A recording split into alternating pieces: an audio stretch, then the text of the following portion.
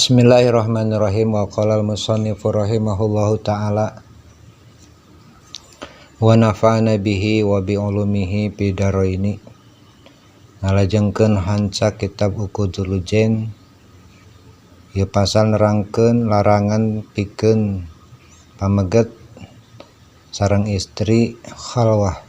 atau duduaan atau nyepen di tempat anu tersembunyi. Wa qala sareng parantos ngadawuh sa Rasulullah sallallahu alaihi wasallam, iyakum kedah nebihan anjeun sadayana wal hulwata kana nyepen bersepi-sepi itulah duduaan bari jeung sanes muhrimna.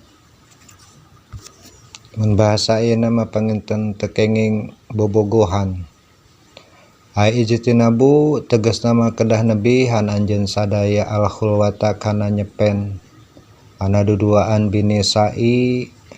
kalawan awewe.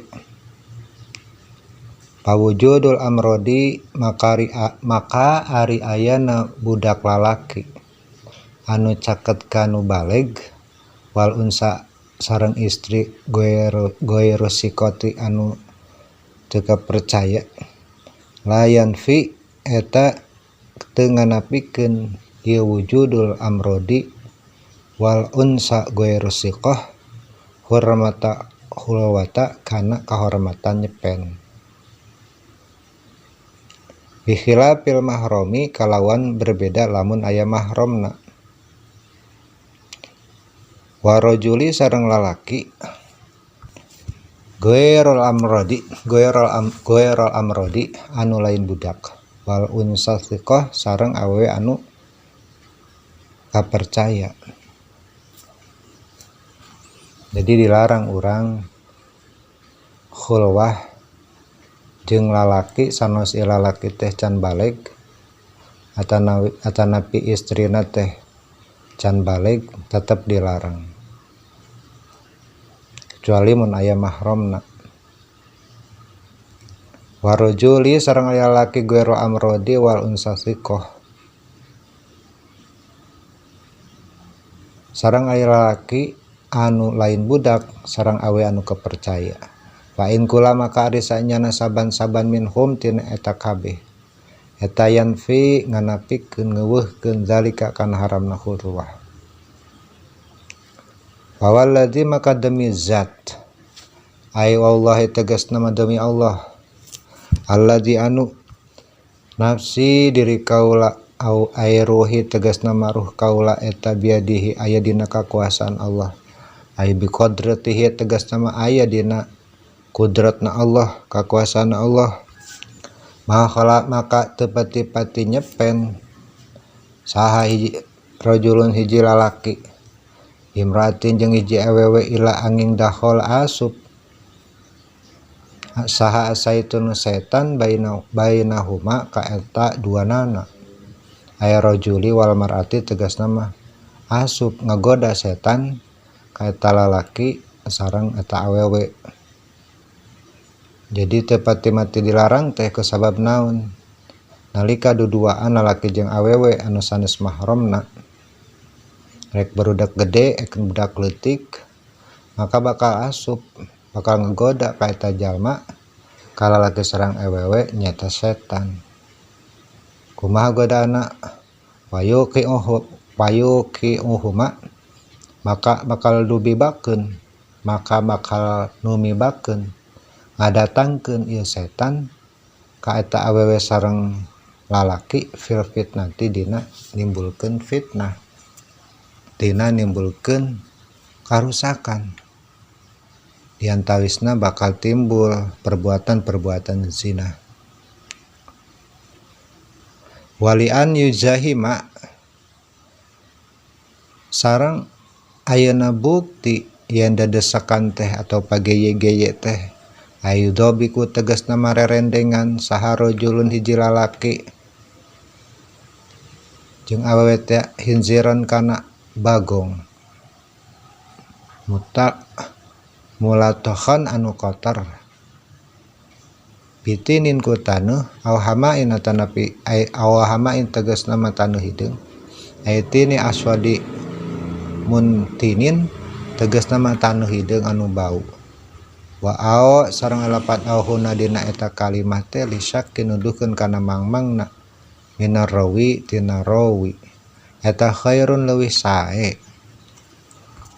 lahu pikeun lalaki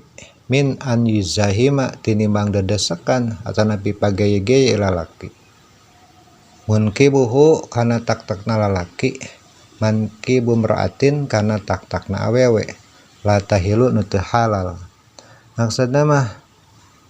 nalika pageye-geye duduaan lalaki dugi ka antel ieu tak awewe jeung lalaki teh alus keneh sae keneh rerendenganana hiji lalaki jeung babi anu pinuh ku kotoran intina mah urang dicaram dilarang ku Kangjeng Rasul dilarang ku Allah khulwah jadi sae keneh rerendengan jeung babi nu kotor tinimbang rerendengan sareng awewe anu teu halal kanggo eta pamaget. Wa qala alaihi salam sareng parantos ngadawuh Kangjeng Nabi Muhammad sallallahu alaihi wasallam An-nisa'u ari awewe eta habailu syaitani saperti pirang-pirang tambangna atau jebakanna setan walaulah hadhihi sahwatu sareng lamun lain sahwat ieu lama kana tinang tos kabuktian linisai pikeun awewe naon sultanatun bakal nguasai ala rijali ka lalaki jadi bakal nguasai bakal ngontrol ka lalaki bakal memperdayakeun ka lalaki bakal nipu ka lalaki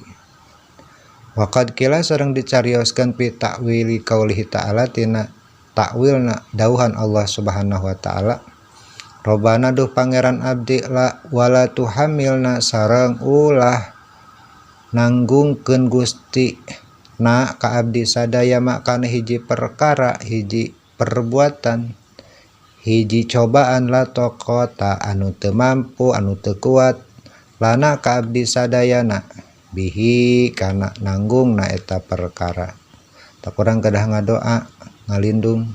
supaya Allah teu maparin hiji ujian cobaan nu kira-kirana urang moal mampu nanggungna eta ujian maknahu sareng ari mana taqatala nabi wala taqatala nabi teh eta syiddatul gulmati nyata kacida ngalindihna syahwat waqad kila sareng parantos dicarioskeun tina hiji katerangan dina hiji riwayah iza qoma di mana-mana ngadeg nangtung naon zakaru rajulin zakarna hiji lalaki zahaba baka makaleungit naon sulu saaklihi sapertilu akalna jadi nalika kasangsrem tah muncul sahwat nepikeun ka nangtung tah bobogana laki maka sapertilu akalna leungit payajibu maka wajib saur keterangan di alal mar'ati ka hiji awewe idza rodat di mana-mana aya maksud aya neja ieu awewe al khuruja kana kaluar bumi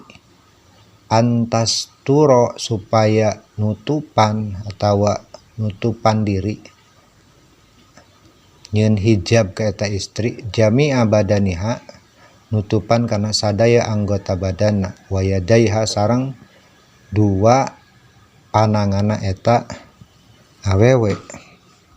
nutupan tina naon min ayunin nazirina tina paninggalna lalaki anu ningali ka manehna idza kharajat maka di mana keluar ya awewe payajibu maka wajib alaiha ka eta awewe naon antun kiro gawe ingkar ya istri alaman ka jalma tadunu anu nyangka ya istri teh annahu sanya itu jalma teh itu lalaki teh eta ya'rifuha kenal itu lalaki ka anjeunna aw ta'rifuhu atawa kenal ya istri ka anjeunna ka eta jalma maksudna mah jadi kudu nutupan lah ulah sampai ke timbul fitnah malibir ngajauhan supaya ulah aya panyangka atau napi ulah aya panyangka paningali jalma nu kenal ka urang atawa istri eta kenal ka anu sejen. Ieu pikeun istri anu aya di bumi. Wa idza sta'adzana jeung di mana aya nu minta izin, maksudna mah aya nu ngetrok bumi. Sanu ngetrok teh sodikun hiji rerencangan tatangga liba lihat carogena alal babi kana hiji panto. Walaisa sareng ta aya cenahnya alba lu caroge hadiron aya di imah. Mun aya nu ngetrok imah uluk salam ngadatang ka bumi urang. Teras carogena teu aya teu hadir lam tastafhim maka teu kenging ngalayani ieu istri maksudna teu kenging ngabuka ya istri sanaos eta rerencangan carogena walam tuawidha sareng ulah ngawaler